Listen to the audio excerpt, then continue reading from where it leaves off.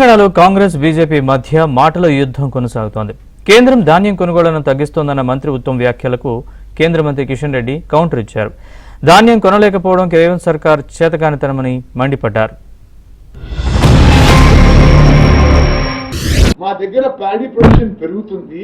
మీరు గతంలో ఏ విధంగా అయితే ఫుల్ ప్యాడీ ప్రొడక్షన్ మీరు కొనుగోలు చేసిండ్రో మేము ఎంఎస్పీ టర్మ్స్ అండ్ కండిషన్ మేరకే ప్రొక్యూర్ చేస్తున్నాము అంటే మరి ఇది ఒక పక్షపాత ధోరణో ఇతరు ఈ బీజేపీ వాళ్ళు ఇది ఈ కల్లాల చుట్టూ తిరిగే బదులు కేంద్రానికి పోయి ఇప్పుడు మేము ప్రొక్యూర్ చేసే మొత్తం ధాన్యాన్ని కొనుగోలు చేయాలి, కేంద్రం కొనుగోలు చేయాలి. అదే విధంగా ఇప్పటి వరకే మా ప్రభుత్వం 16,479 కోట్ల రూపాయలు అదనంగా ఖర్చు పెట్టినాం ఈ ప్యాడీ ప్రొక్యూర్మెంట్ కి. ఆ అమౌంట్ కట్టి మన దగ్గర ఈ ప్యాడీ రైస్ తీసుకోమని చెప్పి వాళ్ళు కేంద్ర ప్రభుత్వం ఒప్పియాలని చెప్పి డిమాండ్ చేస్తారు. కేంద్ర ప్రభుత్వం అంగీకరించినటువంటి రాష్ట్ర కేంద్ర ప్రభుత్వాల మధ్య జరిగినటువంటి ఒప్పందం మేరకు ఏదైతే ప్రొక్యూర్మెంట్ చేయాలో అదే ఈ రోజు వరకు చేయకుండా కేంద్రాన్ని ఆడిపోసుకోవడం ఏంటి?